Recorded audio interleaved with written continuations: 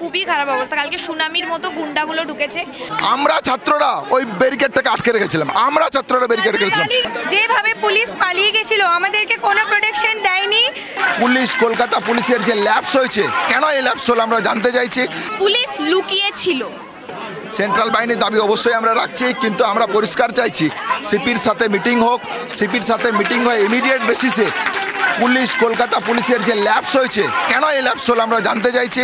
Plus হচ্ছে hostel within ক্যাম্পাসের মধ্যে প্রপার সিকিউরিটি আমাদেরকে দিতে হবে, এবং আউটসাইড হসপিটাল আরজিকরের যে আমাদের হস্টেলগুলো আছে সেই হস্টেলগুলোতেও সিকিউরিটি ইনশিওর করতে হবে।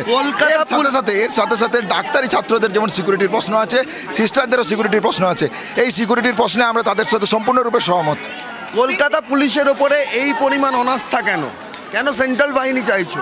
হসপিটালে সেন্ট্রাল বাহিনী কালকে মানে আমরা পুলিশকে দেখলাম নীরব দর্শকের মতো, নীরব দর্শক, একদম স্ট্যান্ড স্টিল হয়ে দাঁড়িয়ে আছে। শুরুতে যে মবের যখন ব্যারিকেডটাকে লাথি মারে, আমরা ছাত্ররা ওই ব্যারিকেডটাকে আটকে রেখেছিলাম, আমরা ছাত্ররা ব্যারিকেড করেছিলাম। তারপর যখন ওই ব্যারিকেডটা ঢোকে, তখন ছাত্ররা যেভাবে বিভিন্ন জায়গায় ছড়িয়ে যাচ্ছিল, ছাত্ররা প্রতিরোধ গড়ে তোলার চেষ্টা করছিল, কিন্তু ওই মবের এগেনস্টে আমরা তো প্রিপেয়ার নই। পুলিশ দেখলাম যেভাবে ছুটে পালাচ্ছে, বিভিন্ন জায়গায় লুকিয়ে পালাচ্ছে, সেই অকল্পনীয় অকল্পনীয় অকল্পনীয়। তাই আমরা দাবি করছি যদি হয় হবে, কিন্তু আমরা ইমিডিয়েট বেসিসে 1 ঘন্টা ম্যাডামকে যে সময়সীমা আমরা ধার্য করেছি, এই সময়সীমার বেসিসে সিপি সেখানে প্রেজেন্ট থাকুক। তার এই ল্যাপস হলো কেন, তার ব্যর্থতার দায় কেন ছিল আমাদেরকে জানাতে হবে। ডিসি নর্থকে বারবার ফোন করার পর আমরা কেন ফোনে পেলাম না, এটা জানাতে হবে। তারপর কলেজের প্রত্যেকটা পয়েন্টে তিনি কি সিকিউরিটি মেজার্স নিচ্ছেন সেটা জানবো, তারপর বাকি কর্মসূচির কথা আমরা জানাবো। এই মুহূর্তে কেউই হস্টেল ছেড়ে যাচ্ছেন না। আমরা এখনো মুভমেন্টের মুভমেন্ট আমরা শক্তভাবে দাঁড়িয়ে আছি, আর আমরা দাঁড়িয়ে থাকবো। কিন্তু আমাদের সেফটির খুবই বাজে অবস্থা। আমাদের এক তো হচ্ছে কালকে আমরা একটা পিসফুল প্রোটেস্টের জন্য মুভমেন্টের জন্য আমরা বেরোনোর জন্য রেডি হচ্ছিলাম। তখন হচ্ছে যেভাবে পুলিশ পালিয়ে গেছিল, আমাদেরকে কোনো প্রোটেকশন দেয়নি।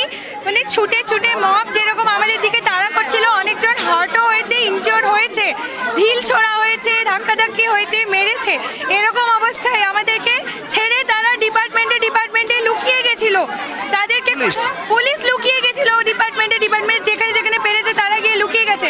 আমরা কোনোভাবে অসহায় হয়ে যেখানে পেরেছি আমরা জানলা দরজা বন্ধ করে আশ্রয় নেওয়ার চেষ্টা করেছি। আমাদের কেউ তখন হেল্প করতে আসেনি, কিন্তু আমরা এখনো ভয় পেয়ে কোথাও যাব না। আমরা এখনো এই মুভমেন্টে আছি এবং থাকবো।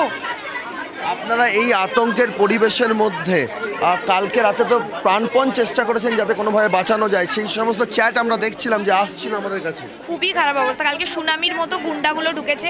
প্রথমে তো বলা হয়েছে আমাদের যে র্যালি বেরোনোর কথা ছিল 11টার সময়, আমরা শান্তিপূর্ণভাবে ওটা বের করানোর চেষ্টা করছিলাম।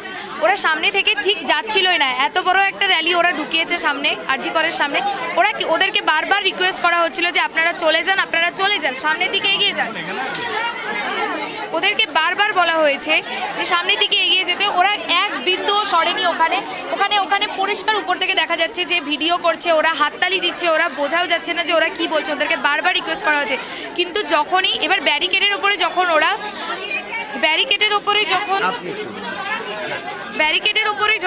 বাড়ি দিতে শুরু করে, তারপরে তখন আমাদের ওখানে যা কিছু জোর আছে তখন বলে যে মেয়েদেরকে তোমরা পেছনের দিকে নিয়ে যাও, বিজেপির সামনের দিকে। আমরা তখন এখানে এসেছি, তখন ওরা অলরেডি ব্যারিকেড ভেঙে ঢোকা শুরু করে দিয়েছে। এখান থেকে আমরা সামনে থেকে দেখতে পাচ্ছিলাম এই যে এটিএম এর সামনে থেকে কি পরিমাণ জোরে ওরা গুন্ডা ঢুকছে। সেটা সত্যি অভাবনীয় বিষয়। ওখানে আমাদেরই শুধু পুলিশ কেউ ছিল না, এটা অভাবনীয় বিষয়। আমাদের স্টুডেন্টরা হিউম্যান চেইন করে দাঁড়িয়েছিল, কিন্তু পুলিশের ওখানে কেউ ছিল না, সবাই লুকিয়েছিল। পুলিশ লুকিয়েছিল আর সেই কারণেই ক্ষোভে ফুঁসছে আরজিকর। তারা নিরাপত্তার দাবি করছেন, তারা কেন্দ্রীয় বাহিনীর দাবি করছেন।